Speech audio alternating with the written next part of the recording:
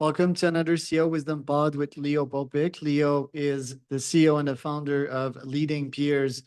He helps CEOs, small and mid-sized company grow their companies through the power of peer advisory, learning, accountability, networking, and support. He's in the Miami, Fort Lauderdale area. I'm in Oaxaca, Mexico. Let's get this started. This podcast is brought to you by podpair.com. If you want to start, scale, be invited, monetize to podcast, you can go to podpair.com. Leo, welcome to the podcast. Tell me a bit more about yourself and what you're up to nowadays. Sure. Thank you for the invitation, Charles. I am, as you said, an entrepreneur, CEO of Leading Peers. So Leading Peers is a community I founded to help CEOs. It's a community for CEOs that are looking to grow their companies. That's what they set out to do every single day. And what they're needing is a mastermind group. They're needing advice from peers. They don't want to hear advice from people who have no entrepreneurial experience. They hear advice from their employees, but it's limited in terms of what it can do. They want advice from practitioners on the field in different industries that are not competitors of theirs, so they can be completely open and vulnerable about the opportunities they have, the setbacks they're facing, the challenges they're having, and some of the biggest wins that they're having. They want that support group, people that are going to cheer them on when things are going well, but are also going to be there for them during challenging times. So that's what we do at Leading Peers. It's a membership-based organization. I started it in 2020. This is our fourth year, coming on fifth in June. And we are now well past 100 members and looking to get to 1,000, and just really, really enjoying what we do here. And we haven't lost any members in the last few months. That tells you something about the value that we're providing. Members pay month to month. We're not locking them into a certain period of time. There's no cost to enroll. There's no cost to leave.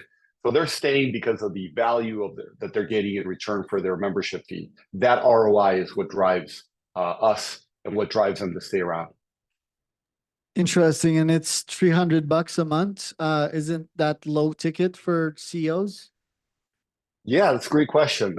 When you compare it with other organizations in the space that have been around for decades, like Vistage or YPO or EO, it's a completely different price point, right? You have to part ways in those organizations with well over $10,000 to get your foot in the door into the first meeting. And with us, it's more of like a SaaS model where you can pay a monthly subscription. And so it's a completely different accessibility opportunity.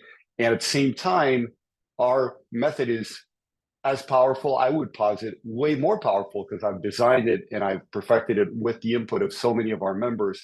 And it incorporates modern technology and so many of the things that we have access to now, which weren't around when those organizations started. So I have a lot of respect for those organizations that I mentioned. I was a member of Vistage. I loved my experience there. But I realized when the pandemic came, just how me and so many other people were being priced out. I went from having an 8-digit revenue company that I built from inception to having it on pause, complete pause during the pandemic.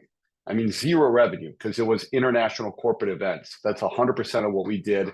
And for 2 years, that was wiped off entirely from the face of the earth.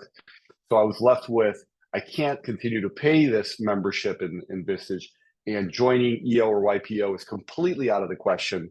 Where do I go? And it was in that sort of desperation that I needed this support system more than ever, that I just realized, man, I'm not the only one. Everybody I'm talking to who's also leaving Vistage or who's also going through a major pivot or challenges needs this to be democratized, this access, but not undermining the quality. So it is low ticket, but we've designed it so that you get an even better experience than you'd be getting there.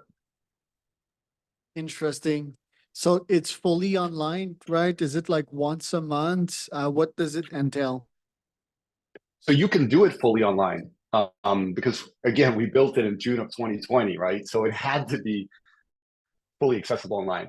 What we do have is that in some markets, we now have groups that are choosing to meet in person. So for the last 3 years since vaccinations came into play and people started feeling comfortable about meeting again. In 2021, we started our first in-person group.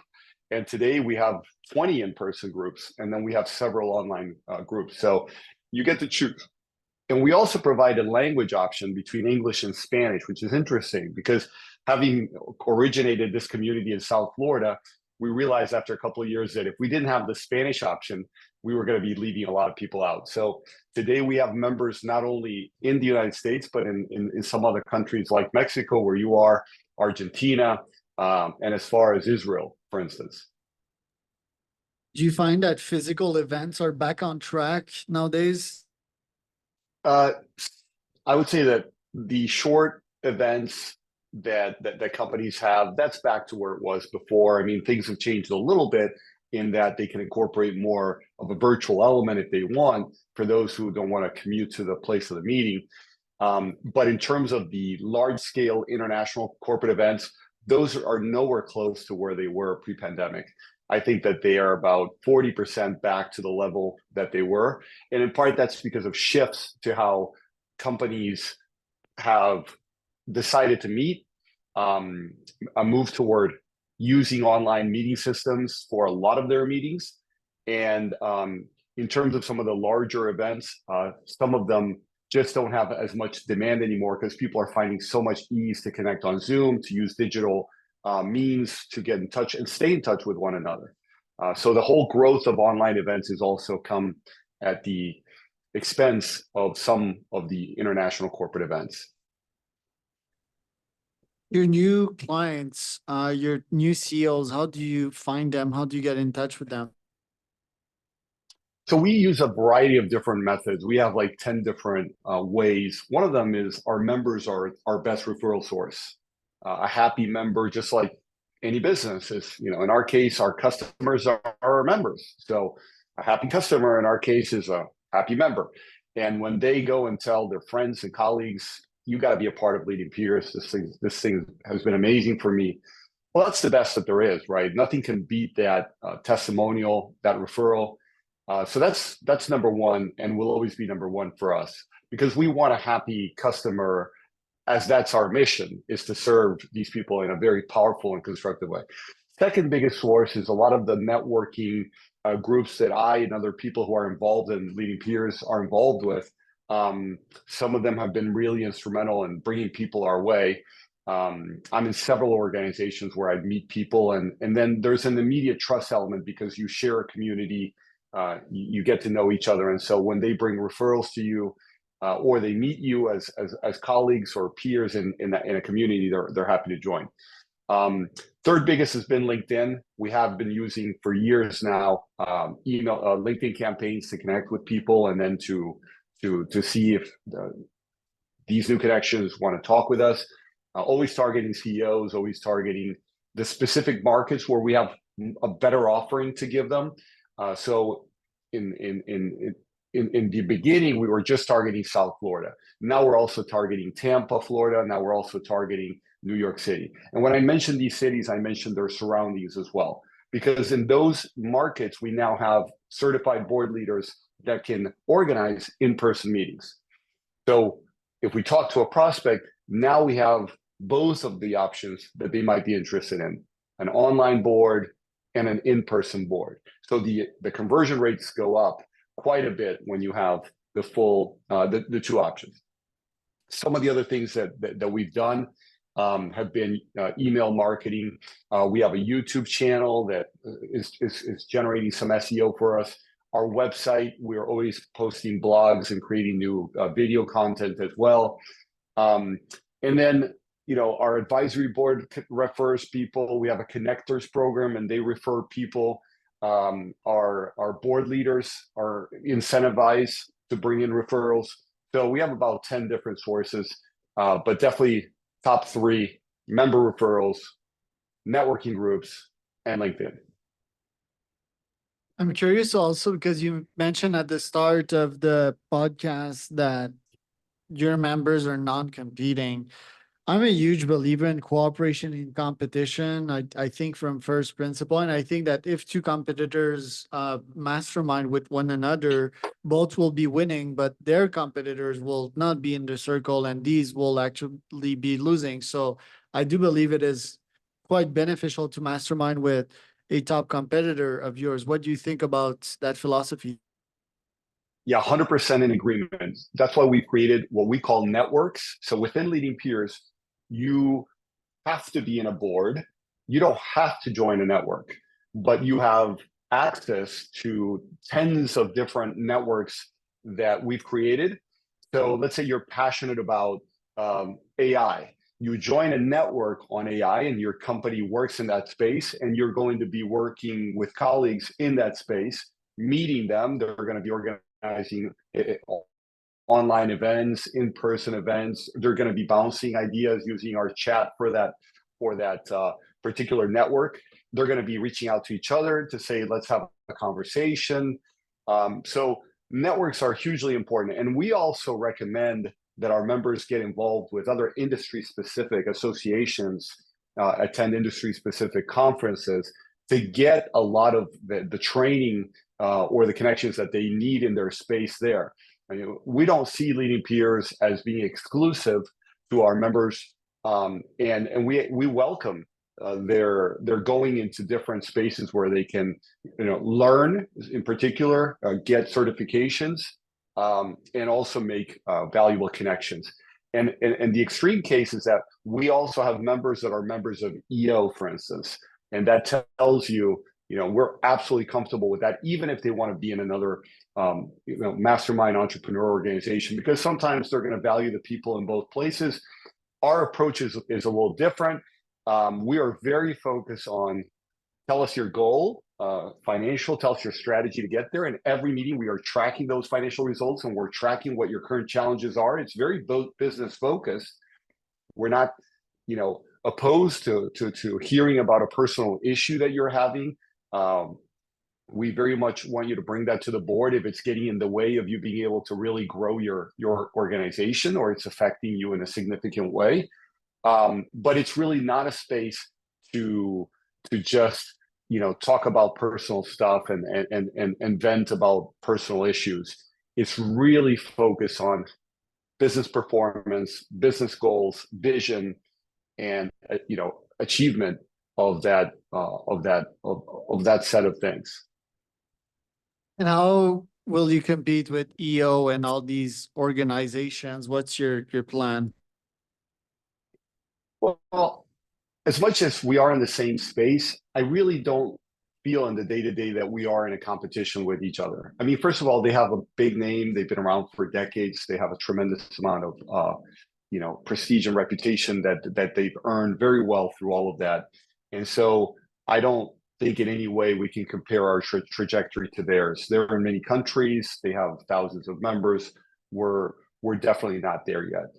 But I think because of what I mentioned before, our price point is entirely different. So the accessibility to getting into leading peers is way better.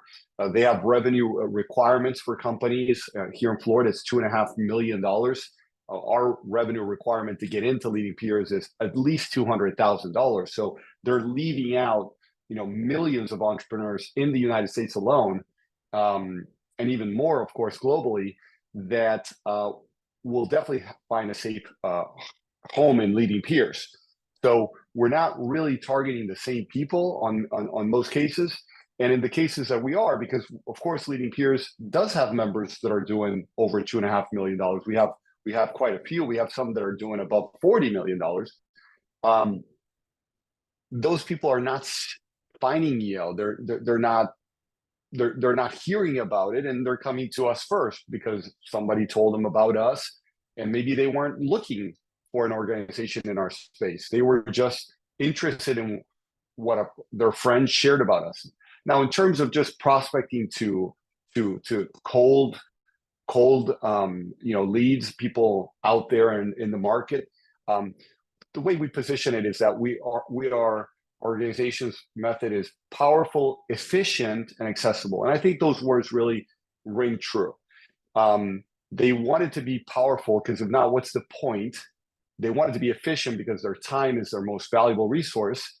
And they wanted to be accessible because sometimes they don't want to bring in another cost item or make a big investment before knowing the value they're going to get in return. So we're overcoming those concerns right off the gate by addressing that. Those are the things I would say about the competition. So what are your top goals for this year? What would you focus on to grow the business? So our top goals right now are entering those new markets. As I mentioned before, New York and a city in New York State and Tampa in Florida. Those markets have a vast number of people who need us and starting to offer them. So we're starting to do marketing around that in April and May through LinkedIn, through email, and also through the connections of some of the board leaders who are in those markets. And that's definitely a priority for this year. Another priority is we're introducing a role within our organization called business development rep, which up until now, we didn't have anybody specifically dedicated to sales. It was just, me initially, and then we hired a full-time community manager to serve our members and just provide support to me. Then we started hiring virtual assistants under that community manager to take some of the load off of her and the day-to-day logistics and tasks. And now we're bringing in this business development rep, which is initially a commission-only opportunity, selling for us, having calls with candidates because we want to have an increasing influx of calls from prospects. And of course, I can't take those calls. I'm happy to take a call from, let's say, a referral from a member because the member says, Leo, I know you. I want you to talk to my friend. And since I told him about you, that I knew the founder, and I'm happy to do that every single time. But it's different, right? When 200 people that hear about us on LinkedIn or email want to talk, I can't fit that into my calendar. So we've created this position, and that's going to accelerate things. So getting that position to work is crucial to us. And look, if it doesn't work, we'll have to hire a full-time salesperson. But we're going through that step, and we've selected somebody. That person's been onboarded; they're ready to go. So that's another important priority for us. Very cool. And what kind of problems are your CEOs facing nowadays?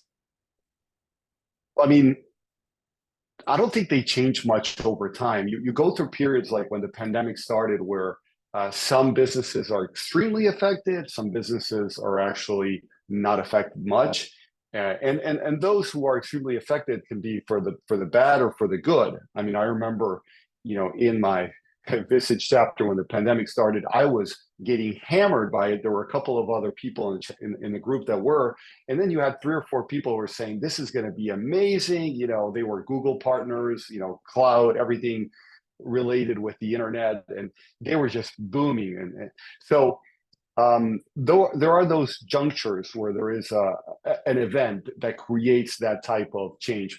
But for the most part, these organizations have stood the test of time, whether it's YPO since 1950 or Vistage since 1956 or EO from the 80s, because there's always a need, if you are the CEO, to find people to help you figure out how to grow your company in the best way.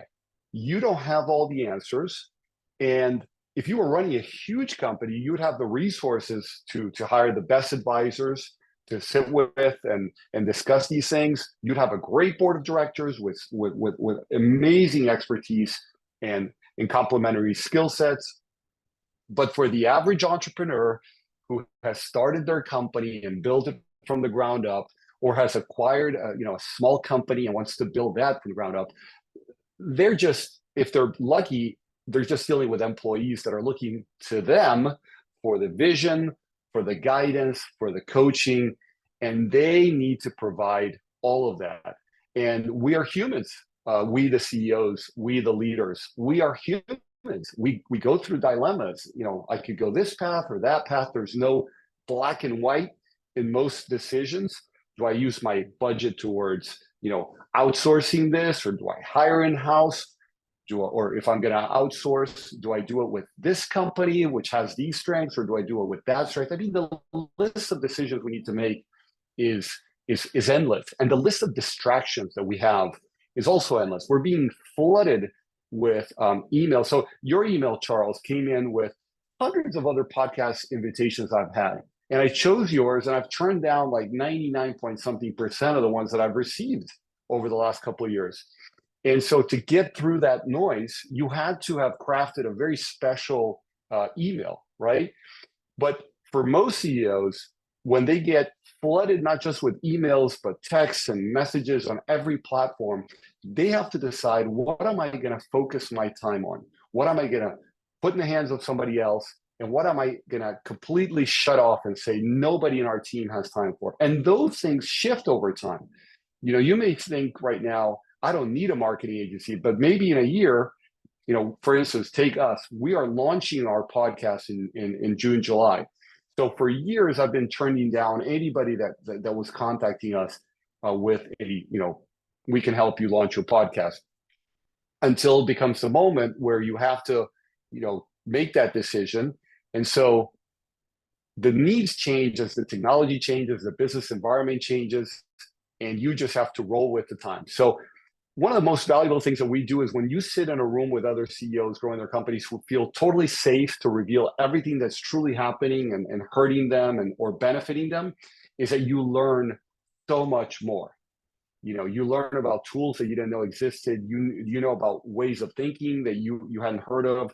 You hear lines that are inspiring or motivating, and you go out feeling refreshed and more educated by people just like you. So definitely feeling more supported. You're not alone.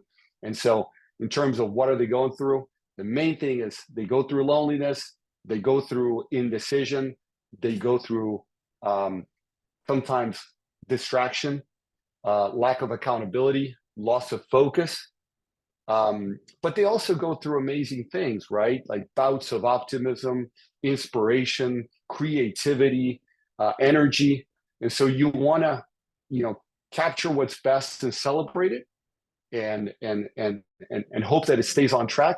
And you want to grab all the things that are weighing them down, or taking them off course, or potentially veering into dangerous situations. We see dangerous situations where, like, somebody says, "Oh, I was approached to be acquired," and it was not even in their plan to be acquired. And all of a sudden, they're going down this rabbit hole of months of calls with the acquirer who's going to solve all their life's problems. And it turns out to be that they a complete waste of time. They were being used, and before they know it, they're out of business because of how badly this has cost them. This is a real story.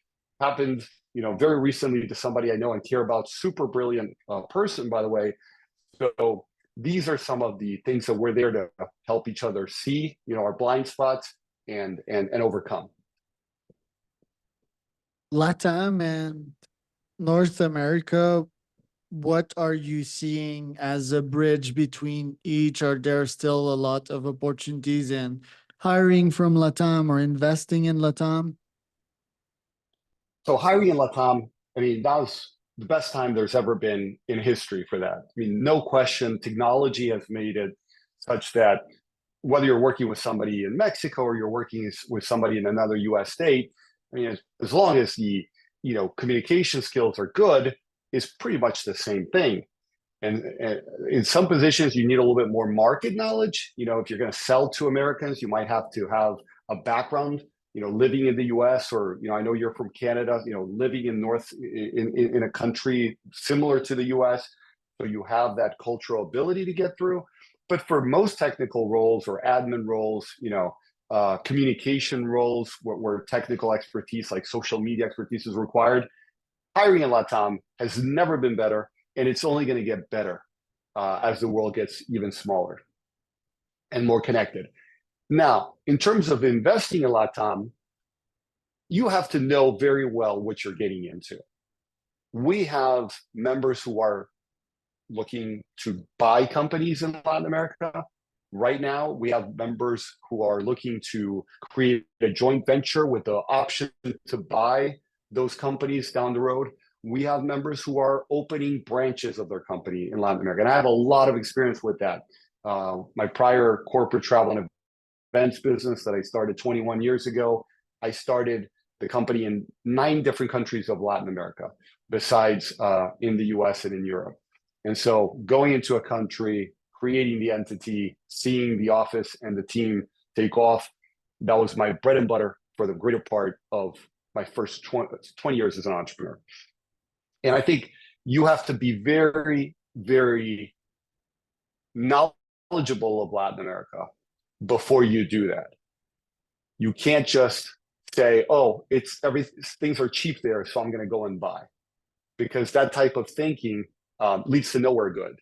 You can buy a lot of things that are cheap and still lose money and a lot of time, and create for yourself a lot of problems, legal problems, other types of complications, distractions.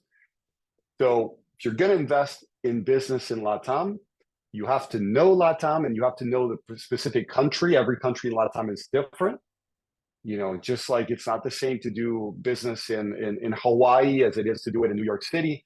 You know, even within the same country, there are differences that are really important to know. So you have to know the culture. You have to have some connections. It's not as easy as hiring. Hiring is easy. There's not much risk. If you don't like the person, you stop paying them. As long as you didn't give them login access to anything dangerous, you know, or the ability to sign legal documents on your behalf or move money around, you're good, you know? So completely different ballgame there. Interesting. Thanks for today, Leo. Lots of good knowledge there. Where can people find out more about you? Well, they can find me on LinkedIn. You know, I'm there. I'll answer people who write on LinkedIn. So Leo Popik, you know, Leo, and Popik, my last name is Popik. It's a short name. I've shortened my name. My original name is Leandro because I was brought up by Argentinian parents.